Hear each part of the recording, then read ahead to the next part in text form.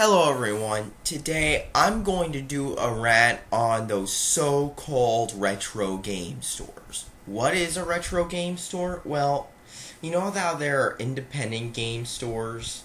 Well, there's another type called retro game stores. What are they basically? Well, they're the kind where you can tell you're in one when you walk in and there's a whole stack of NES, Super Nintendo, N64, those cartridges. But you basically go in and you'll see a giant ass stack of cartridges. I'm not kidding, you'll see this giant stack of cartridges, and then you'll have them going for crazy prices, especially Super Nintendo, Saturn, PS1, certain systems. The first problem with retro gaming in general, that's not just retro game stores though, is the prices. You see, you've got those people on YouTube who are like, hey, you're using an emulator, use the old school stuff, it's the real. You've got people like that. And then you go into the store and you look. And then you find out the games are pricey as fuck. Who's gonna pay $30 for a copy of Super Mario Kart, or the RPGs? Final Fantasy 6 or 3, because they're the same game, goes for about $60. Chrono Trigger, 50, 70. And yet you can get those games on PlayStation Network for just $10. So why are they selling them for like $60 when you can just buy the PS1 versions? And they still make discs for the PS1 of those said games. So why, when I walk into a game store, they charging more when I could go on Amazon and literally get the same game for $20? I walk into one game store, they're selling Chrono Cross Greatest Hits label for $50. I could get that same game at Micro Center or Amazon for $20. Are you serious? It doesn't help that many retro games haven't aged very well. For example, I was trying to look up some PS1 game called Tail Concerto. It was like the dude at one game store said if they had it, it would be $70. So I go on Amazon.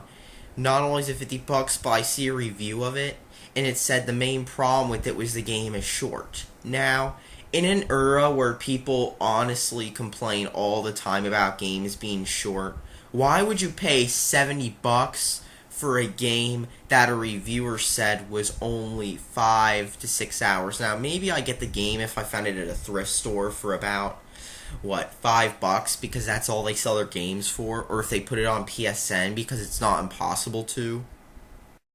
But $70, for less money, I get those evil modern video games. I'm serious. It's like, to even shop at these places, you have to have a shit ton of money, because if you don't, the only games you'll be getting are old Maddens.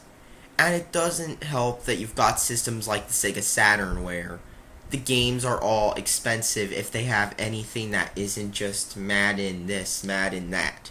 I mean, literally, you'd be better off going to Amazon for Saturn games, and don't get me started on the price gouging that places like that have. You see, with certain games like the Sega Saturn, PS1, you've got these RPGs which were published by what I'm going to call import publishers like XC Games, Atlas, Working Designs, etc., etc., where what they do is they take a Japanese game, translate it to America, and then sell it.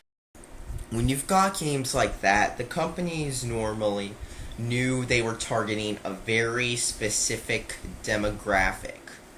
The people who are really into Japanese games and stuff. Well, back then, the market wasn't as big, but now it's 2012 and you've got everyone wanting every single RPG. You've got Lunar going for $50 to $60 when there's a PS1 remake. I think that was only like, only about $10. I don't know, but there's a remake and yet it's still going for high prices. Or Tail Concerto, published by Atlas, going for $70.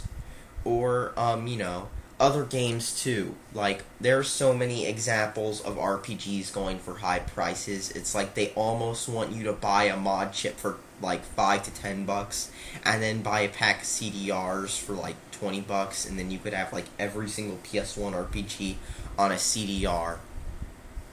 I mean, yeah, I know. The real system's better, but what's the point when you have to pay, like, high prices for all the games that aren't Madden this or have.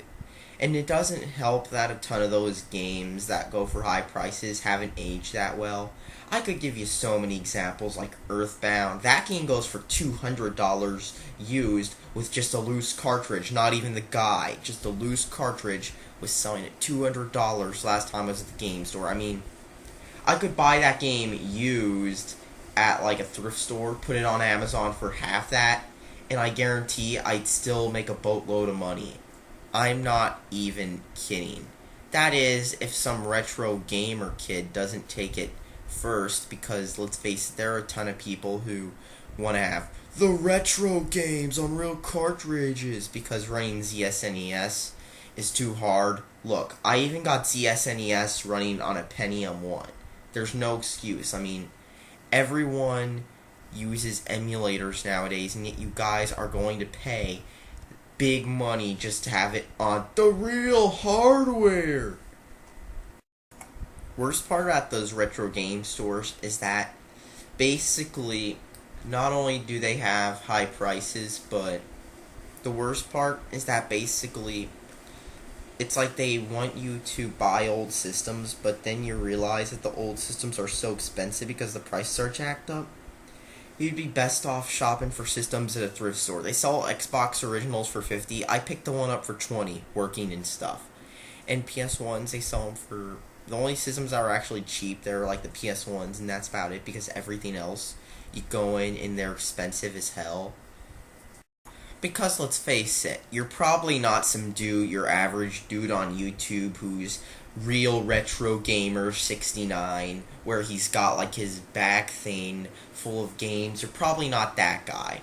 Because let's face it, if you're not that guy, you probably don't need to buy a whole Super Nintendo and 400 games for it, because you could get away with running an emulator on stuff, and if you want it on your TV, plug your PC into a TV, or get like an original Xbox, because the original Xbox has emulators for everything. And why would you pay like $100 to $150 for a Sega CDX or a Sega CD add-on with the Genesis when you could just play the games on your computer in Kega Fusion? There's no point of it. Because let's face it, the Sega CD in the end is one of those systems too where the games are rip-offs, but at least you can burn them on there. But basically, yeah, gaming, retro gaming in general is just a big rip-off. You just spend a ton of money only to find out that many of the good games you want, you can't freaking play. In the end, it's just a big rip-off. Thanks for watching, and subscribe for more.